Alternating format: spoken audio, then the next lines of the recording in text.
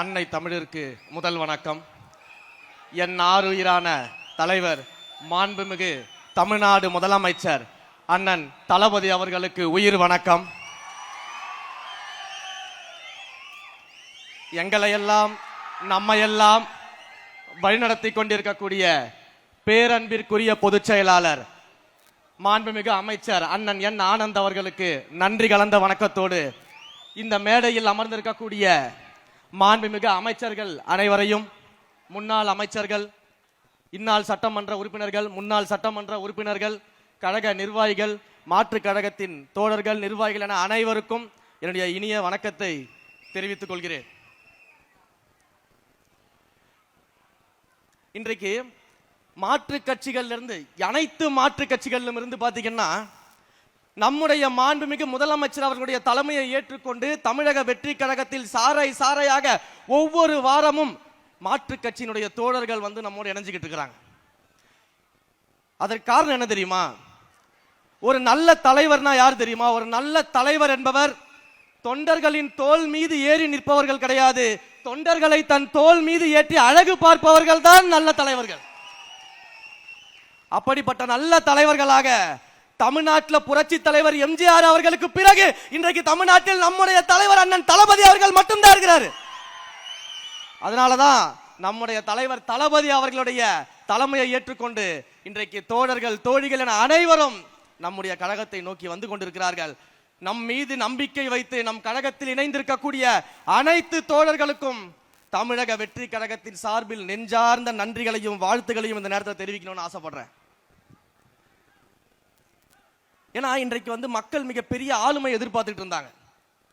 மாற்று கட்சி இருக்கக்கூடிய தொண்டர்களுமே ஆளுமை வேணும்னு எதிர்பார்த்துட்டு இருந்தாங்க அரசியல்ல. அப்படிப்பட்ட ஆளுமையாக நம்முடைய தலைவர் அவர்கள் கிடைத்ததனால் நம்முடைய தலைவர் இன்று முதலமைச்சராக அரியணையில் ஏறி நம்முடைய கழகம் இன்றைக்கு ஆட்சியில் இருக்கக்கூடியது. ஏறத்தாழ 30 ஆண்டு கால உழைப்பு, அந்த 30 ஆண்டு கால உழைப்பின் வெளிப்பாடாக இன்றைக்கு தமிழக வெற்றி கழகம் ஆட்சி அரியணையில் அமர்ந்து கொண்டிருக்கிறது. இந்த மாபெரும் இணைப்பு விழாவை இன்றைக்கு பேரன்பிற்குரிய முன்னாள் அமைச்சர்களும் தன்னுடைய பதவியை கூட துறந்துவிட்டு இன்றைக்கு நமக்காக நம்மோடு இணைந்து உறுதுணையாக இருக்கக்கூடிய புதுக்கோட்டையின் அண்ணன் விஜயபாஸ்கர் அவர்களுக்கும், கரூரில் இருந்து வந்திருக்கக்கூடிய அண்ணன் விஜயபாஸ்கர் அவர்களுக்கும் மற்றும் முன்னாள் அமைச்சர்கள், முன்னாள் சட்டமன்ற உறுப்பினர்கள் அனைவருக்கும் என்னுடைய நெஞ்சார்ந்த நன்றிகள். ஏன்னா ஏற்கனவே பாத்தீங்கன்னா புதுக்கோட்டையும் கரூரும் தளபதியோட கோட்டையாக தான் இருந்துச்சு. இன்றைக்கு அந்த கோட்டையில் மேலும் வலு சேர்க்கக்கூடிய விதமாக 2 தளபதிகள் நம்மோடு இணைந்திருக்கிறார்கள். அதில் மற்றற்ற மகிழ்ச்சி. ஏன்னா இதே புதுக்கோட்டையில நாங்க பல்வேறு விழாக்கள்ல கலந்துட்டு இருக்கோம். எலெக்ஷனுக்கு முன்னாடி எத்தனையோ பொதுக்கூட்டங்கள்ல பேசியிருக்கோம். ஏன் அன்பிற்குரிய அண்ணன் விஜயபாஸ்கர் சொன்னது போல அவருடைய அன்பிற்குரிய மாப்பிள்ளை திரு புதுக்கோட்டை பர்வேஸ் அவர்கள் எத்தனையோ பொதுக்கூட்டங்கள்ல, கடைசியா விராலிமலை பொதுக்கூட்டத்தில் கூட கலந்துகிட்டோம். மிகப்பெரிய ஒரு தளபதியின் கோட்டையாக புதுக்கோட்டையை நம்முடைய தோழர்கள் கடந்த 30 ஆண்டுகளாக உருவாக்கி வைத்திருக்கும் பொழுது அந்த கோட்டைக்கு மேலும் வலு சேர்க்கும் விதமாக இப்படி ஒரு முத்தாய்ப்பான விழாவை அண்ணன் எடுத்திருக்கிறார்கள் அப்படின்ற போது ரொம்ப சந்தோஷமா இருக்கு. ஆனா தஞ்சாவூரும் கோட்டை தான், திருச்சியும் கோட்டை தான், தமிழ்நாடே இனிமே தளபதி கோட்டை தான். அதான் தமிழ்நாடே தளபதி கோட்டைன்னு சொல்லிட்டேன். இந்த அளவிற்கு வந்து கரூர்ல நம்முடைய கழகத்தின் வளர்ச்சிக்காக அரும்பாடுபட்டவர்கள் மாவட்ட செயலாளர்கள் இருக்கிறாங்க. குறிப்பாக கரூரில் ஒரு மிகப்பெரிய சூழ்ச்சி நம்முடைய கழகத்திற்கு ஏற்படும் பொழுது அங்க அந்த சூழ்ச்சியில நம் கழகத்திற்காக மிகப்பெரிய தியாகத்தை செய்த நம்முடைய அண்ணன் மதி அவர்களும் இன்றைக்கு மேடையில் நம்மோடு இருக்கிறாங்க.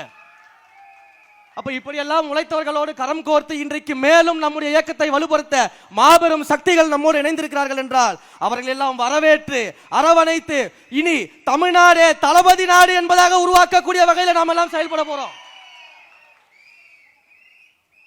இப்படி எல்லாம் அனைத்து தரப்பு கட்சியினரும் விரும்புறாங்க, மக்கள் விரும்புறாங்க, எல்லாரும் விரும்பக்கூடிய ஒரு மாபெரும் தலைவராக, முதல்வராக நம்முடைய தலைவர் அவர்கள் இருக்கிறதுனாலதான் இப்ப இருக்கக்கூடிய எதிர்கட்சிக்கு என்ன பண்றதுனே தெரியல.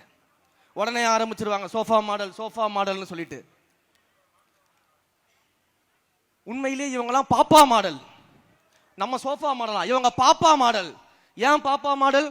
தொட்டதுக்கெல்லாம் அழுகுறாங்க, என்ன பண்ணாலும் அழுதுகிட்டு இருக்கிறாங்க, என்ன பண்ணாலும் அழுதுகிட்டு இருக்கிறாங்க. சட்டமன்றத்துக்குள்ள வந்து ஏதாவது ஆக்கப்பூர்வமான கேள்விகள் கேட்பாங்க, கருத்துக்கள் சொல்லுவாங்க, ஒரு கருத்துரையாடல் நடைபெறும் பார்த்தா தொடர்ந்து வன்மத்தை கக்கிறதுலயே வேலையா வச்சுட்டு இருக்காங்க அழுதுகிட்டு.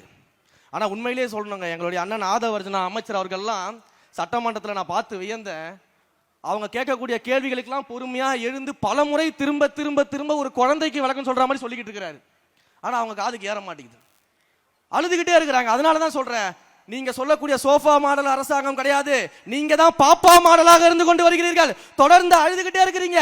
அழுவறதை விட்டுட்டு ஆக்கப்பூர்வமான கேள்விகளோட வாங்க, நாங்க பதில் சொல்ல தயாரா இருக்கிறோம். அப்ப தொடர்ந்து ஆக்கப்பூர்வமான செயல்பாடுகளில் ஈடுபட்டு மக்களுக்காக பணிகளை செய்வதற்கு தமிழக வெற்றி கழகத்தின் ஆட்சி இங்கு நடைபெற்றுக் கொண்டிருக்கிறது. இந்த ஆட்சியை மேலும் வலுப்படுத்த பல்வேறு தரப்பினரும் பல்வேறு கழகத்தின் தோழர்களும் தோழிகளும் முக்கிய தலைவர்களும் இங்கே நம்மோடு இணைந்திருக்கிறார்கள். அனைவரும் ஒன்றாக சேர்ந்து தமிழ்நாட்டை தலை சிறந்த மாநிலமாக உருவாக்குவதற்கு இந்த ஆட்சியில நாம் எல்லோரும் ஒன்று சேர்ந்து செயல்படுவோம்.